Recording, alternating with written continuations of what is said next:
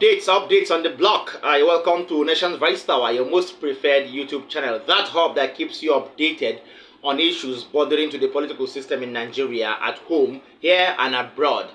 Yes, the truth is, lots of issues are bordering to the political system, and that is why I am here to keep you updated. My name is Angelo, your usual anchor. Now, I'm the leader of the Afenifere. If you know the Afenifere, a Yoruba society that holds as, or that serves as a band that holds the whole Yoruba community in the southwest. The leader of the Afenifere, Pa Ayo Adebanjo, maintains that until the judgment from the Presidential Elections Petitions Tribunal on the legitimate winner of the 2023 presidential election is delivered, Afenifere categorically, Afenifere will not recognize President Asiwaju Bola Ahmed Tinibu for an office that does not exist as far as Afenifere is concerned. I am laughing at this particular update right now. And he went further to say that Afenifere will not comment on the performance of the president so far, be it whatever that happens in the recent regime of Asiwaju Bola Ahmed Tinibu. Now, he further opined that if the European Union and other foreign and prominent individuals, both in Nigeria and abroad, have rejected the election results, then the Afenifere has also rejected the election results that brought forth their own son, Asiwaju Bola Ahmed Tinibu. That seems so suiting because everybody seems to have accepted his fate according to what we've been saying so far. But the Afenifere, the same region or the same society that holds the region where the president comes from, are rejecting his presidency. That means something is on the blocks. Watch Pa Ayo Adebanjo speak his mind and say or reiterate what I just said. Stay tuned. You don't want to tell me whether it will Daujal existence is my own paramount ruler. If he said Daujal as what? Is it not on the presidency that I'm disputing? Is it not on the fact that it's the president that I say, well, he has not been there on the conditions provided by the Constitution, which I'm still disputing? I can't recognize him in an office that I don't, that I believe don't exist. Get that clear. I don't follow the propaganda, the president, oh, he has done this, he has done that.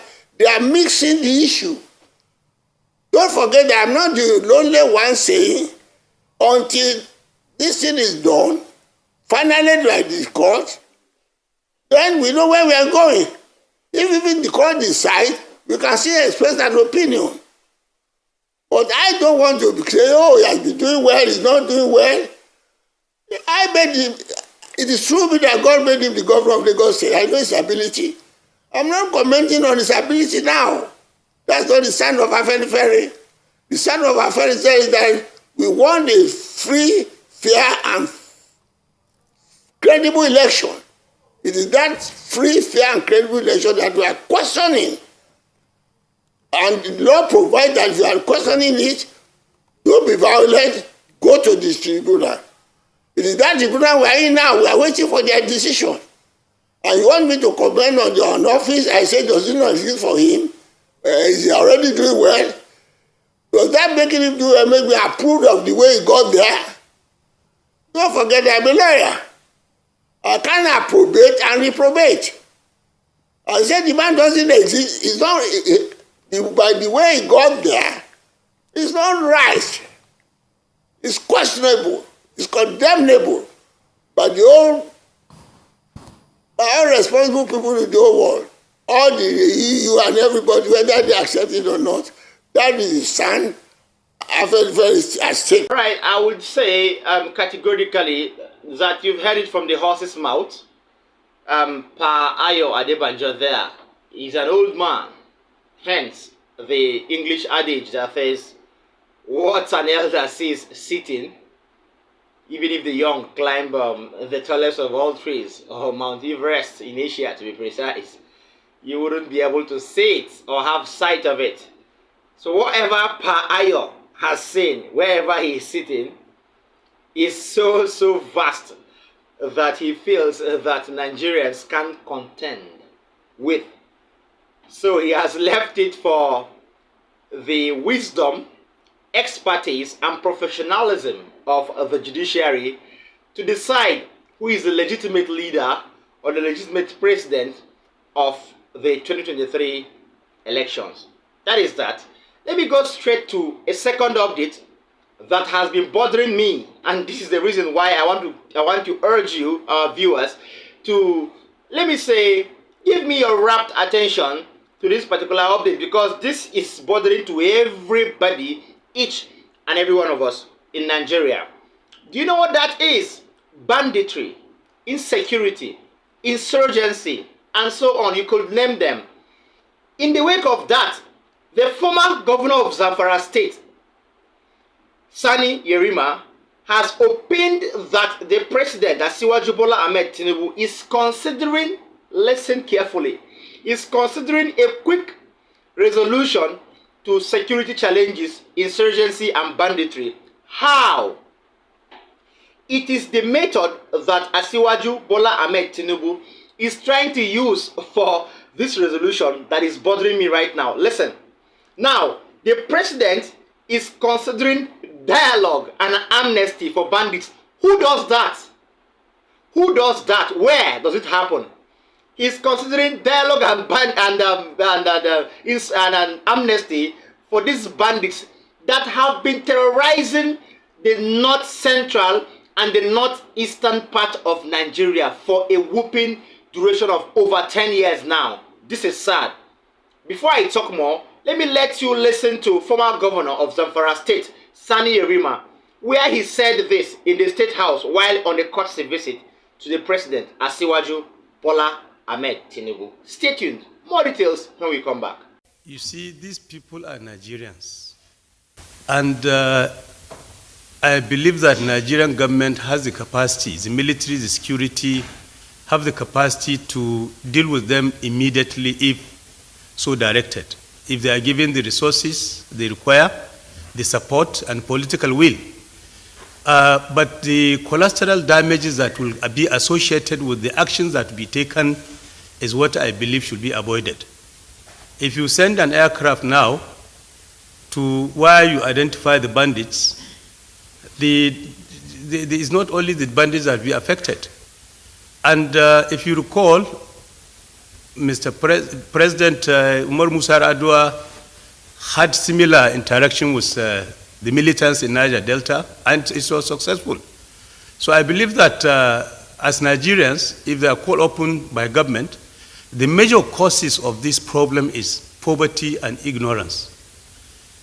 You cannot find an educated human being, properly educated human being who has something to do, to take his arm, a gun, to go and kill an innocent soul, just in the name of looking for food.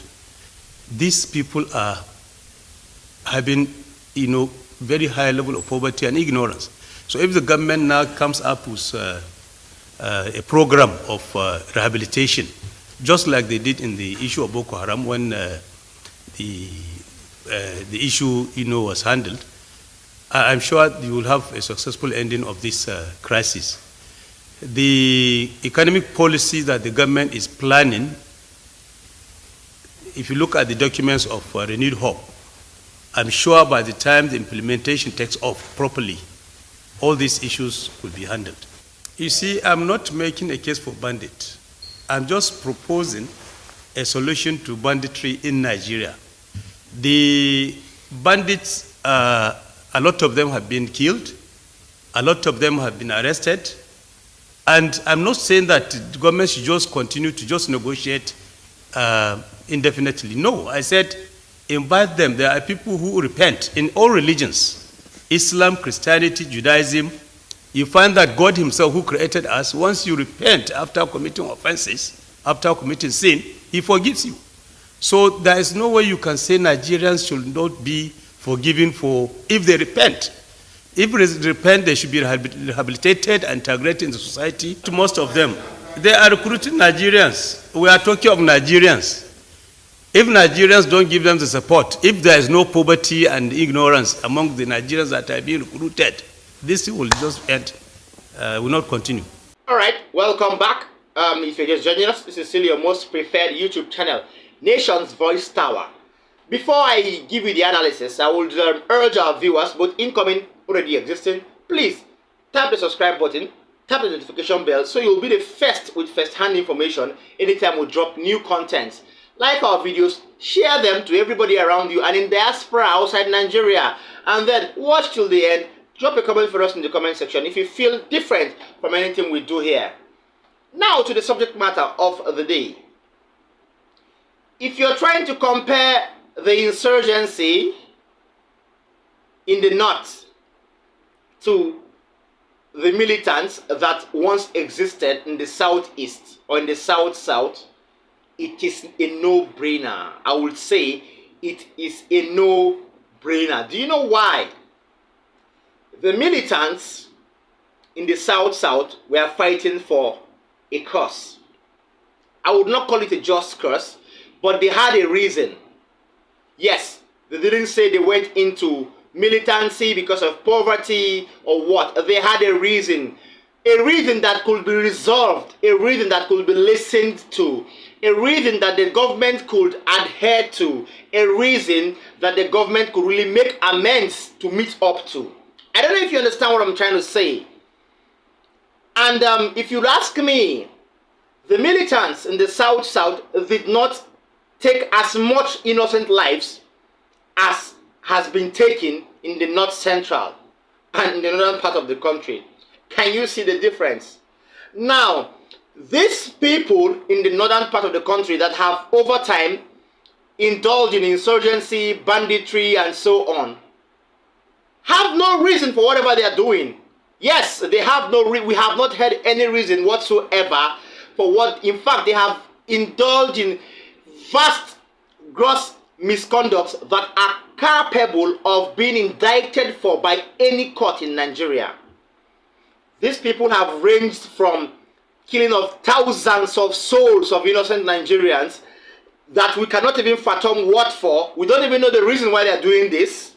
We've not even heard of any valid reason why they are doing this.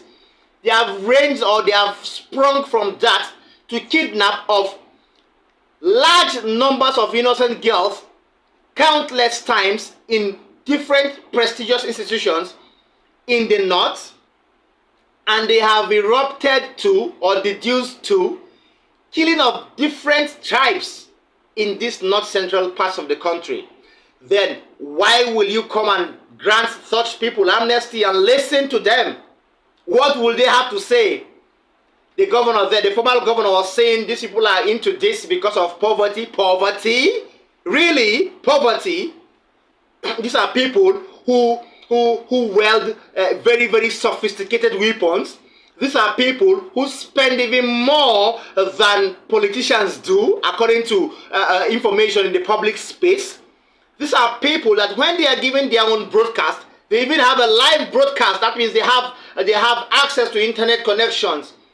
These are people that when you look at the backgrounds of where they talk, you see exorbitant cars, according to the videos we have on the public space. And you tell me they are poor? These people are not poor.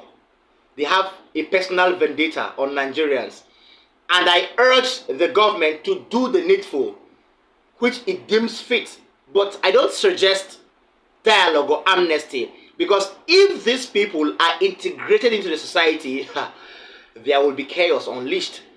President Yar'Adua, former President Umaru Musa Yar'Adua, tried to create amnesty and the dialogue with the then people, or the then bandits that terrorized the northeast, that called themselves I've forgotten their names, but I don't want to mention their names because of viewers' discretion. But even after amnesty and dialogue, these people emanated into a different sort of insurgency group, and we couldn't hold them back. So that is that on that particular update. I hope Asiwaju Bola Ahmed Tinibu finds success in this style of resolution or peace conflict resolution he wants to undertake.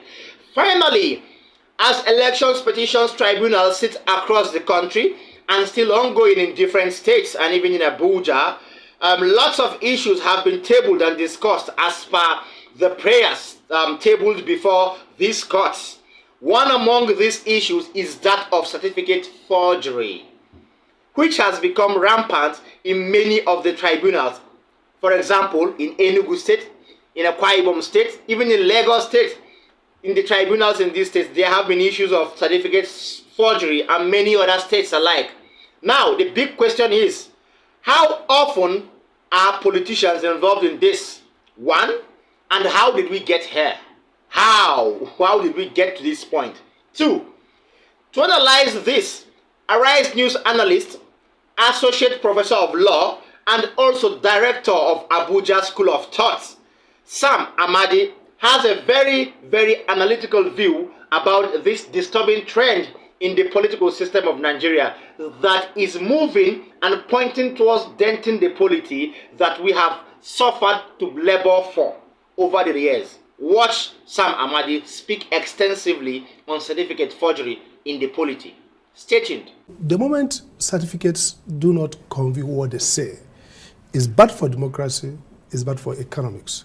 So we talk about rule of law. The whole idea of rule of law is the fact that when you present a documentation, it's to conform. Conformity. What it says is what is on the face value. So it's getting worrisome that in Nigeria today, not just for politicians, we've seen rising spate of certificate forgery. I've heard some people talk about some professors doing their verification. They discovered that they probably didn't have WAEC before they got, however, they got a BSc.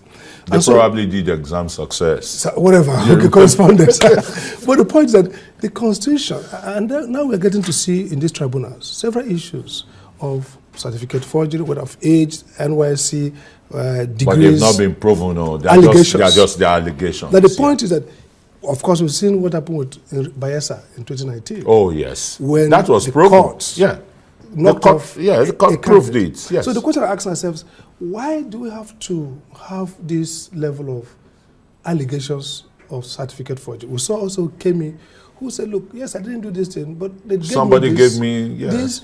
So we used to hear about Oluwole. Now the problem is, somebody wrote a book about the best democracy money can buy. People are saying this is the best democracy that fraud can buy. So we have many people who are running for public office being challenged on the basis of certificate forgery, fake certificate, whether it's age declaration, whether it's the school they attended. It raises question as to how do we trust both what people in government do, how do we trust that what they say is what they're going to do. And basically, it knocks off. That's what the Constitution says, that any such forgery, fake certification, disqualifies you or should lead to disqualification. Because the essence of democracy is that the people should trust the process.